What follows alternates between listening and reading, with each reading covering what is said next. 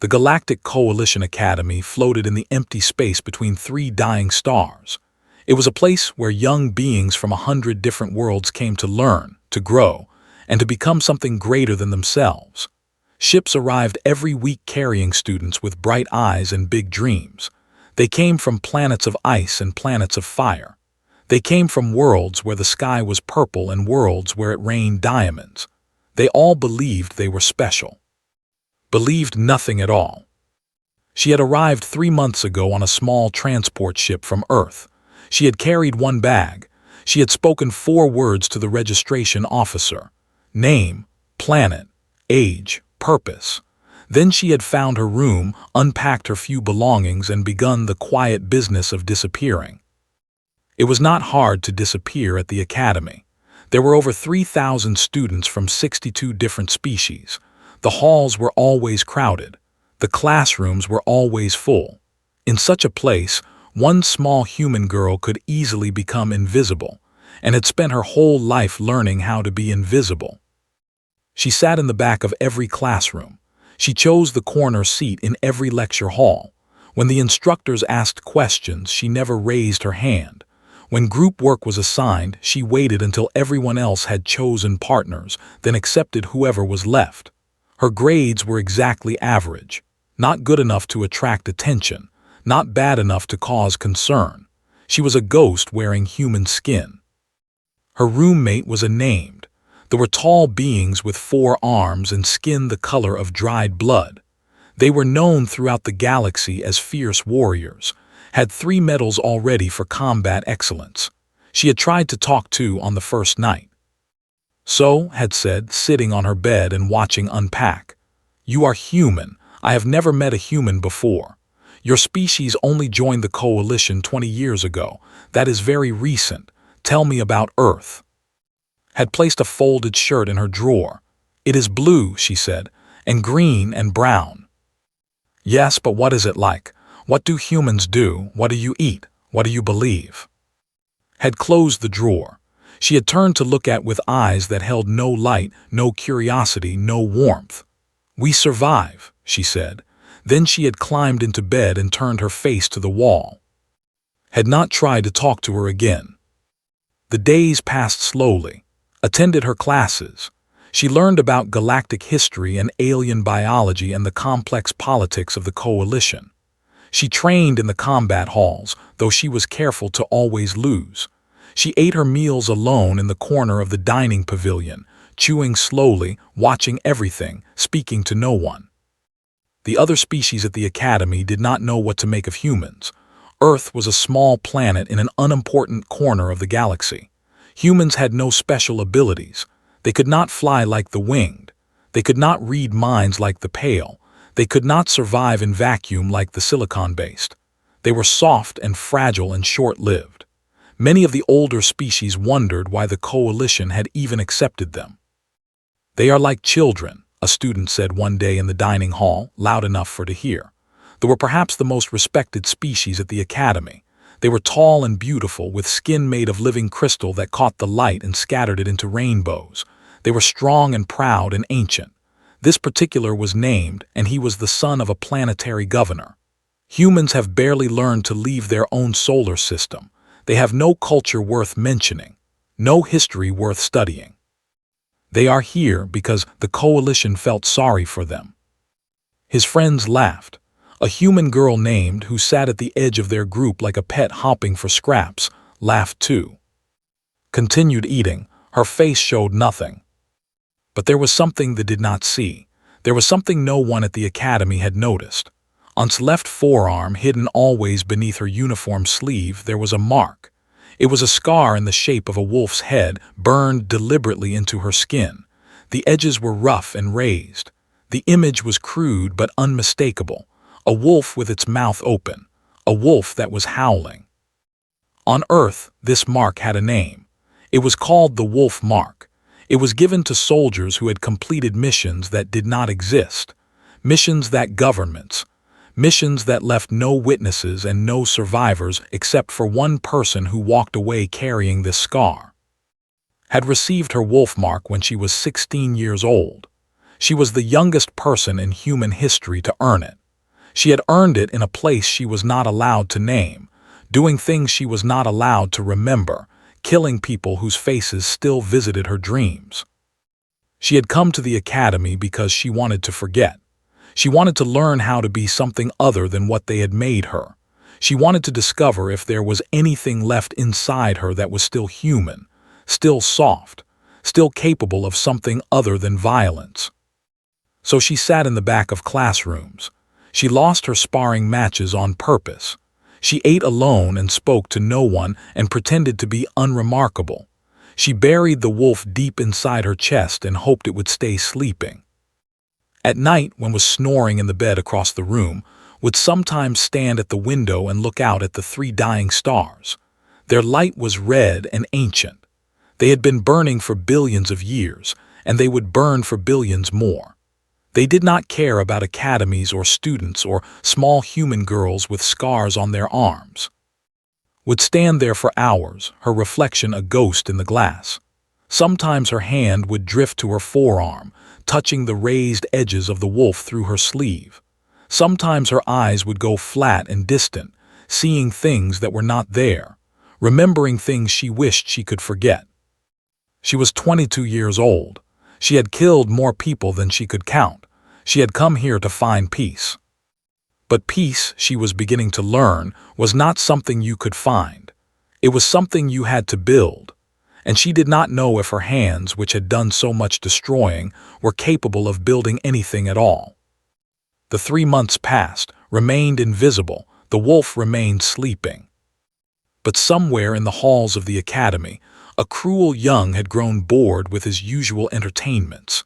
His obsidian eyes had begun to wander, looking for new prey, and they had landed, without knowing what they were seeing, on the quiet human girl who sat alone in the corner of the dining hall. Smiled his crystal smile and began to make plans. He did not know that he was planning his own destruction. It started with small things: a missing notebook, a spilled drink, a shoulder bumping into her in the hallway hard enough to send her stumbling into the wall, small cruelties that could be called accidents, small wounds that left no visible marks. Was clever. He had been tormenting weaker students for years, and he had learned how to do it without getting caught. He never acted alone. He never left evidence. He chose victims who would not fight back, who would not report, who would simply endure until they broke or left the academy entirely. Seemed perfect. She was small. She was quiet. She was human, which meant she had no powerful family to complain, no species alliance to protect her. When friends knocked her tray from her hands in the dining hall, she simply bent down and cleaned up the mess. When someone wrote ugly words on her dormitory door, she wiped them away without expression. When her combat training equipment was sabotaged, she borrowed replacements without complaint. "She is like a doll," said to his friends, watching her walk across the training yard. "No emotions, no reactions. I wonder what it would take to make her cry." The human girl who followed's group laughed nervously. She had attached herself to them because she thought it would protect her. She thought that if she was on their side, they would never turn on her. She did not understand that to creatures like there were only two kinds of people, predators and prey, and pets were just prey that had not been eaten yet. "Humans cry easily," said, eager to be helpful. "They are very emotional, very weak." "Then why doesn't this one cry?" asked. "Why doesn't she react at all?" No one had an answer. The harassment grew worse. Someone put chemicals in food that made her sick for 3 days. Someone cut the wires in her communication device. Someone spread rumors that she was mentally defective, that Earth had sent her to the academy as a joke, that she was so stupid she did not even know she was being mocked. Through all of it, said nothing. She endured. She attended her classes and ate her meals and trained in the combat halls. Her face never changed. Her eyes never showed anger or fear or pain.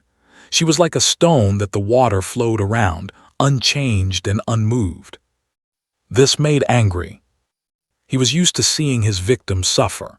He enjoyed watching them crumble, watching the hope drain from their eyes, watching them realize that no one was coming to save them, but gave him nothing. She was a wall he could not climb, a door he could not open, and the more she refused to react, the more determined he became to break her. Maybe humans cannot feel pain, one of his friends suggested. Maybe they are too primitive. All creatures feel pain, replied. You just have to find the right kind. He began to watch her more closely. He noticed that she always wore long sleeves, even in the heat of the training halls. He noticed that she avoided physical contact, stepping away when others came too close. He noticed that sometimes, late at night, he could see her standing at her window, staring out at the stars with an expression that was not empty at all. It was full of something dark, something old. He decided that he needed to touch her, not through tricks or pranks or distant cruelties. He needed to put his hands on her and see what happened. The opportunity came on a quiet afternoon when most students were in classes, had gone to the archive wing to research a paper. The archives were a maze of tall shelves filled with data crystals, and there were many corners where a person could be alone, where a person could be trapped. Followed her. He moved silently through the shelves, tracking her by the soft sound of her footsteps. When he found her, she was standing in a dead end, reading from a crystal, her back to him. "Hello, little human," he said.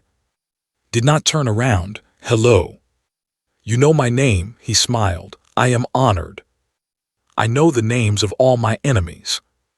Something flickered in his eyes. Surprise, maybe, or excitement. This was more words than she had spoken in months. Enemies, such a strong word. I thought we were friends. We are not friends. He stepped closer. The shelves rose high on either side, blocking them from view. The nearest exit was 20 meters away. No, he agreed. We are not, but I have been wondering about you, little human. You are strange. You do not react like other prey. You do not cry. You do not beg. You do not even seem afraid. I am not afraid. Everyone is afraid of something. Finally turned to face him. Her dark eyes were flat and calm. What are you afraid of?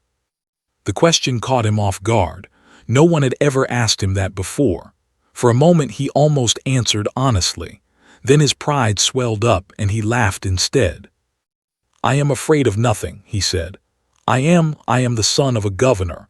I am the strongest student in this academy. Nothing can hurt me. I see. He closed the distance between them. He was so much larger than her. His crystalline body towered over her small human form. He could break her with one hand. He knew it. She knew it too. I want to hear you make a sound, he said softly. I want to know if there is anything alive inside you. So I am going to hurt you now, and you are going to scream for me. His hand shot out and closed around her throat. His crystal fingers were cold and hard against her skin. He began to squeeze. Did not scream. She did not struggle. She simply looked up at him with those dark, empty eyes. You should not have done that, she said. And then noticed something. Her sleeve had ridden up when she raised her arm to grab his wrist. And there on her forearm was a mark he did not recognize, a scar shaped like a howling wolf. What is that? He asked. His lips curved into something that was not quite a smile. That, she said, is the reason you should have read Earth's military files before you touched me. The air in the archive changed. The temperature seemed to drop, and deep in his chest, after 3 months of silence, the wolf opened its eyes, had never lost a fight. From the day he was born, he had been stronger and faster than everyone around him. His crystalline body could withstand bullets. His muscles were 3 times denser than human flesh. He had trained with the best warriors his planet could offer. He had broken bones and shattered dreams and walked away without a scratch. He was not prepared for what happened next. Moved, not like a student, not like a fighter. She moved like something that had been designed by very smart, very cruel people to end lives as quickly as possible. One moment she was trapped in his grip. The next moment her forehead was crashing into his face.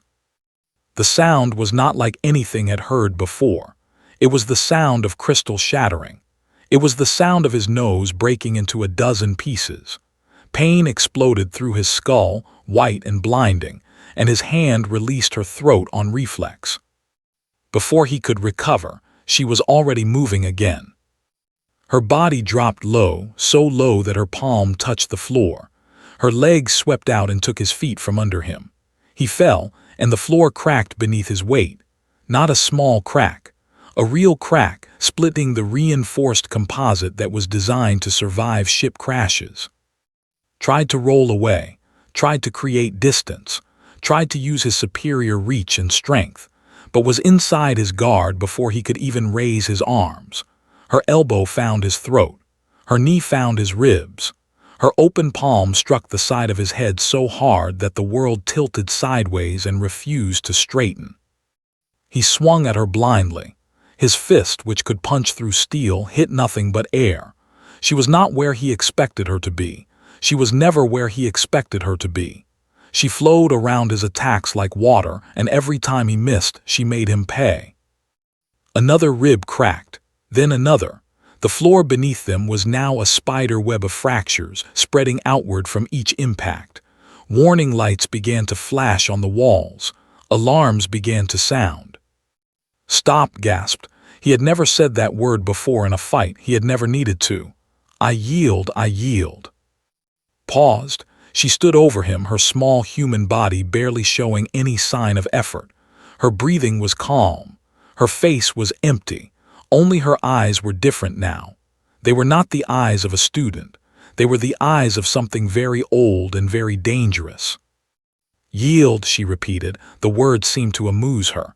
"Is that how it works? You torment someone for months, you choke them, you try to break them. And then when you are losing, you say one word and it all stops." The rules coughed. Blood was dripping from his shattered nose, staining his crystal skin purple. "The Academy rules. Combat ends when someone yields." Ah crouched beside him. Her movement was slow and controlled, like a predator that knows its prey cannot escape. "But I was not trained by the Academy. I was trained by people who did not believe in rules." She took his jaw in her hand. Her grip was gentle, almost soft, but he could feel the strength coiled in her fingers. She could crush his skull if she wanted to. They both knew it. "The mark on my arm," she said quietly. "Do you want to know what it means?" He did not answer. He could not answer. For the first time in his life, understood what it meant to be truly afraid. "It is called the Wolf Mark. On Earth, it is given to soldiers who complete missions that are not recorded, missions that governments deny ever happened, missions that require someone to walk into a place where dozens of enemies are waiting and walk out alone." She paused. "Do you understand?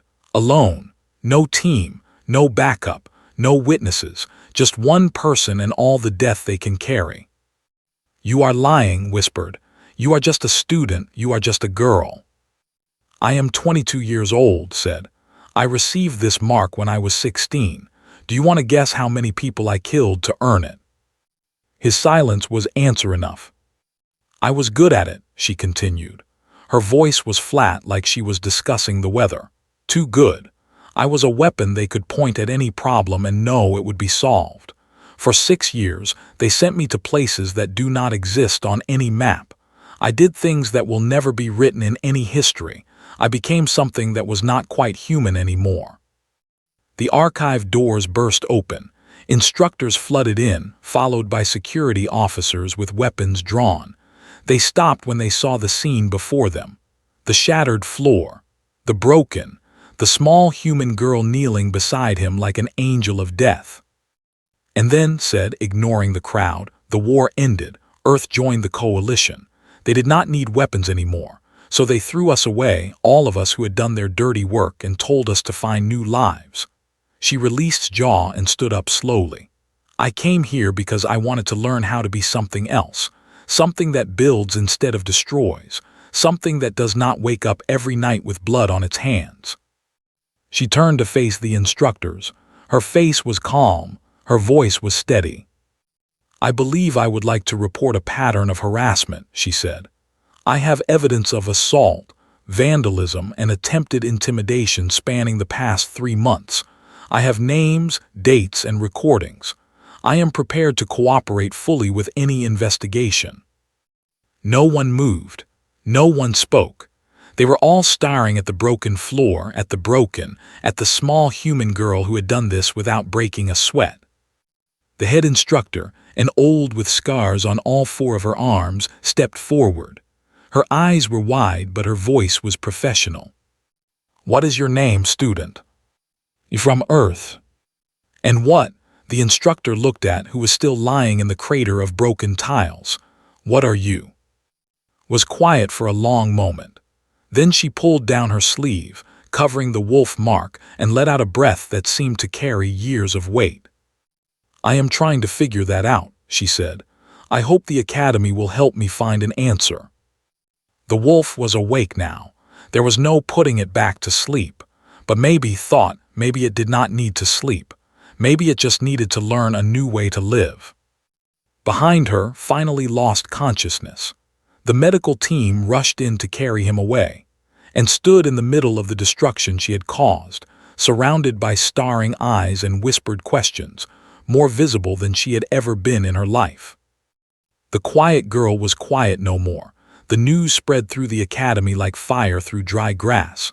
Within an hour, everyone knew. The quiet human girl, the broken prince, the floor that had cracked like thin ice under the weight of something terrible. Stories grew wilder with each telling. Some said she had killed him. Some said she had torn off his arms.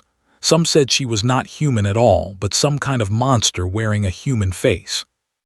Was taken to the Academy's central administration building. She sat in a small white room with no windows and waited. She was good at waiting. She had spent half her life waiting in rooms like this, waiting for instructions, waiting for missions, waiting to be told who needed to die next. The investigation was swift. Security footage confirmed everything. The months of harassment, the vandalism, the poisoned food, the cruel words and actions. 3 students were expelled immediately. Their families protested, threatened, demanded justice. The Academy refused to bend. The human girl who had joined the bullies was sent home in disgrace. She cried as they escorted her to the transport ship. She tried to apologize tried to explain that she had been afraid, that she had done what she needed to survive. Looked at her with empty eyes and said nothing. There was nothing to say. But the investigation did not end there. The coalition demanded answers. How had a student done what had done? How had she defeated a warrior in seconds? How had she cracked floors that were designed to survive orbital strikes? They wanted to know what she was. They wanted to know what Earth had sent them. Earth's military council released a file. It was heavily edited, with many sections blacked out, but what remained was enough. The file spoke of a program that had been created during humanity's darkest years, before they joined the coalition, when raiders and slavers had seen their species as easy prey. The program had taken children who had already known violence and turned them into something else. Weapons. Living weapons that could be sent where armies could not go. The file spoke of a girl named, recruited at age 12, activated at age 14, deployed 17 times over 6 years. 17 missions. 17 operations that officially never happened. The file did not describe what she had done on those missions. It did not need to. The silence spoke louder than words. There was a hearing. Sat before a panel of admirals and generals from a dozen different species. They asked her questions. She answered them honestly. Did you know you were being trained as a weapon? Yes. Did you have a choice? No. What happened on your missions? People died. How many people? I stopped counting after the first year. The room was silent. The admirals looked at this small human girl, this quiet creature who spoke of death like others spoke of weather, and they did not know what to feel. Fear, pity, disgust, admiration. One admiral, an old female with kind eyes and a voice like gravel, leaned forward. Why did you come to the Academy? Was quiet for a long moment. When she spoke, her voice was different, softer, younger, almost uncertain. "Because I wanted to find out if there was anything left," she said. "When they made me into a weapon, they burned away everything else. My childhood, my dreams, my ability to feel things that normal people feel. I became very good at killing, but I forgot how to do everything else." She paused. Her eyes drifted to the window, where the 3 dying stars cast their red light across the void. "After the program ended, I tried to go home, but home did not feel like home anymore.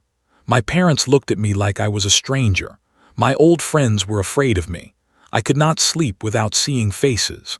I could not walk down a street without calculating exits and threats and kill zones. I was broken in ways that did not show on the outside." The Admiral nodded slowly. "So you came here to heal?" "I came here to learn," corrected. "To learn about things that are not war, diplomacy, science, art, history, all the things I missed while I was being taught to destroy. I thought maybe if I filled myself with enough of those things, the emptiness inside me would go away." "And has it?" "No," finally looked at the Admiral directly. Her dark eyes held something that might have been pain or hope or both. "But I think I understand now that the emptiness will never go away completely. The wolf will always be part of me. What happened in those years cannot be undone. But maybe I can learn to use it differently, to protect instead of destroy, to build instead of tear down." The hearing lasted for 3 more hours. The admirals asked about her training, her capabilities, her psychological state, answered everything. She had no secrets left. The wolf was out in the open now, and there was no point in hiding it anymore. In the end, they made a decision. Would be allowed to stay at the academy, but she would be required to meet with counselors weekly. She would be placed in advanced combat training where her skills would be directed toward defense rather than attack, and she would be watched, always watched, just in case. Accepted these conditions without complaint. She had been watched her whole life. She had been controlled and directed and used. At least this time she had chosen to be here. At least this time she was working toward something she wanted. As she left the hearing room, the Admiral caught her arm. "One more question," the old woman said, "off the record." "Waited." "The wolf mark, the missions, all those years of violence, do you regret any of it?" It was a simple question. It deserved a simple answer, but found that she did not have one. She thought about the people she had killed. Some of them had been monsters. Some of them had been soldiers following orders. Some of them had been innocent. She thought about the lives she had ended and the lives she had saved and the impossible math of trying to balance one against the other. "I regret that it was necessary," she finally said.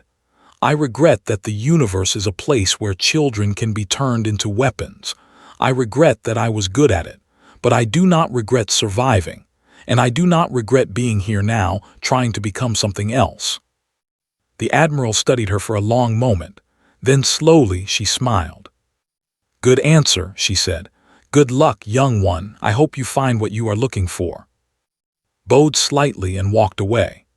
Behind her, the 3 dying stars continued their ancient burn, and somewhere in the academy, 3,000 students were talking about the quiet human girl who had shattered a floor and broken a prince, and revealed something terrifying and beautiful about what humans could become.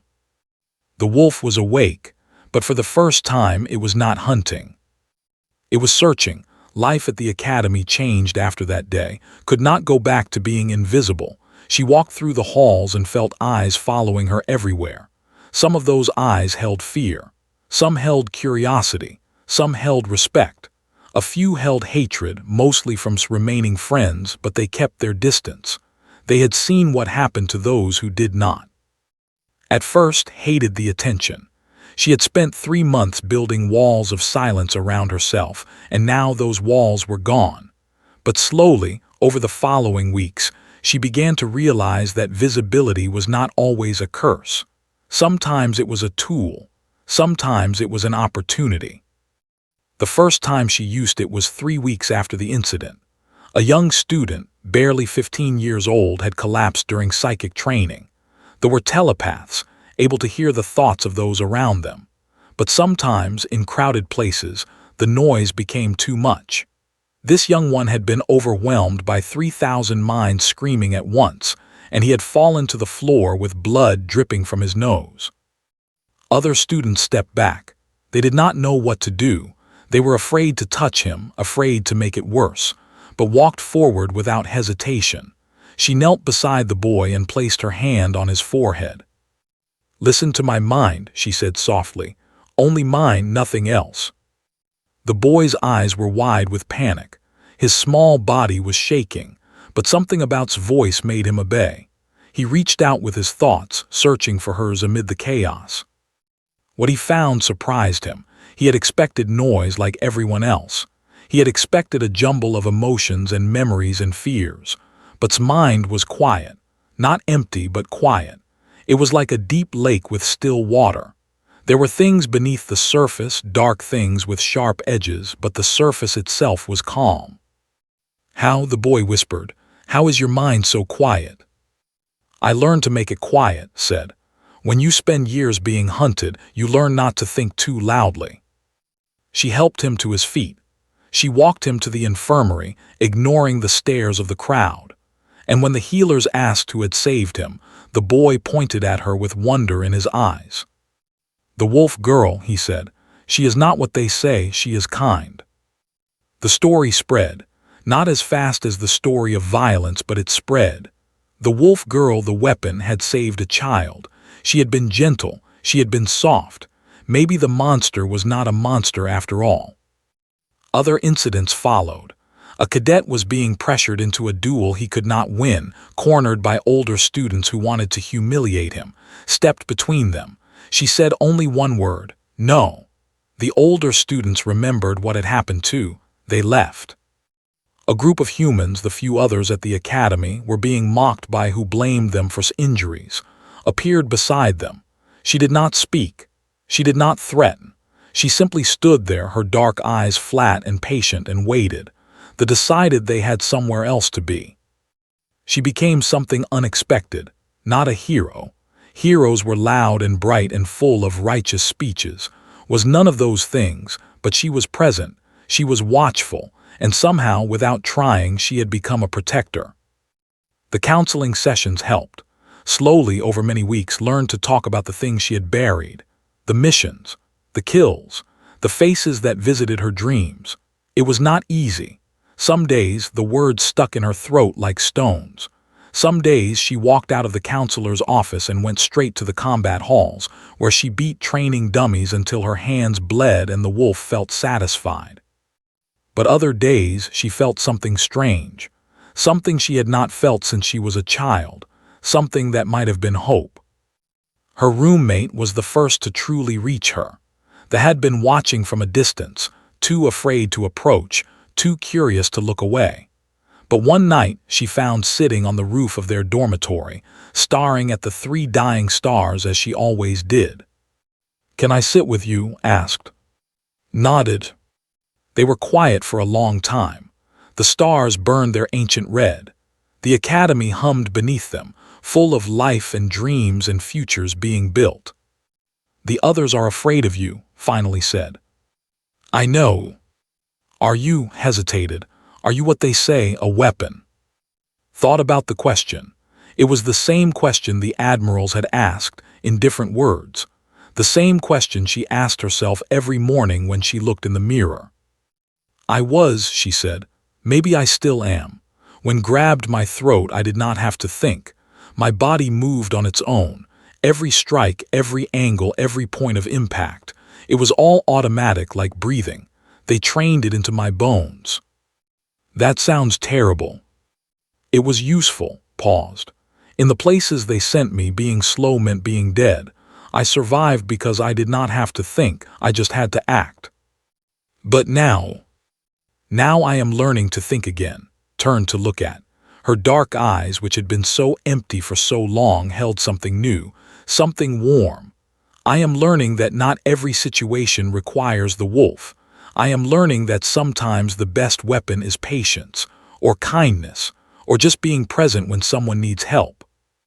Was quiet for a moment. Then slowly, she reached out with one of her forearms and placed her hand over the wolf mark on's forearm. The scar was rough under her fingers, a landscape of old pain. "I do not think you are a weapon," said. "Weapons do not choose. Weapons do not heal. Weapons do not sit on rooftops and look at stars and wonder who they want to become." "Then what am I?" "You are a person," smiled, and her warrior's face became suddenly soft.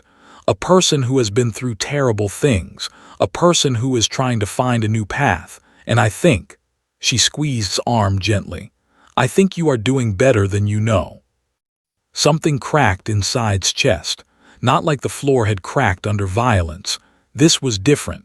This was a wall falling down, a door opening, a space being created where something new could grow. She did not cry. She had forgotten how to cry years ago.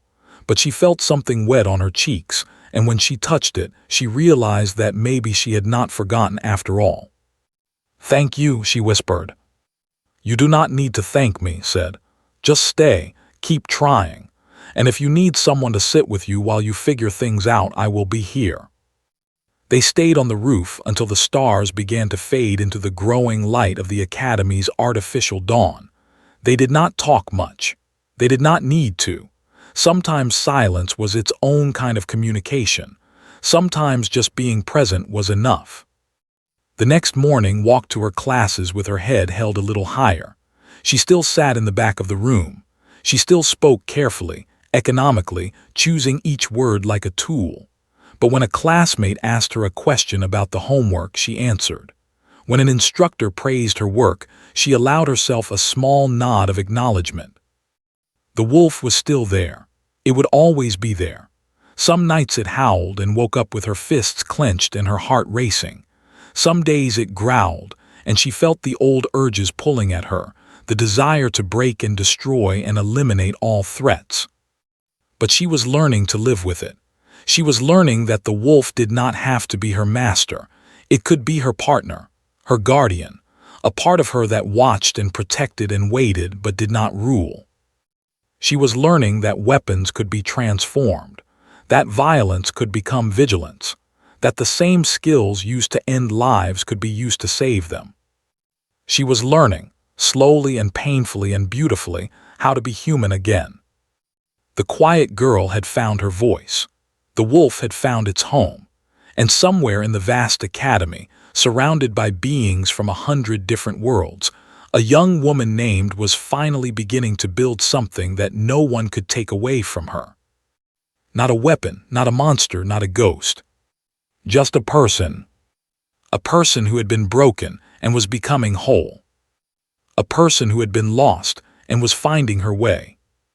A person who had been alone and was learning at last that she did not have to be.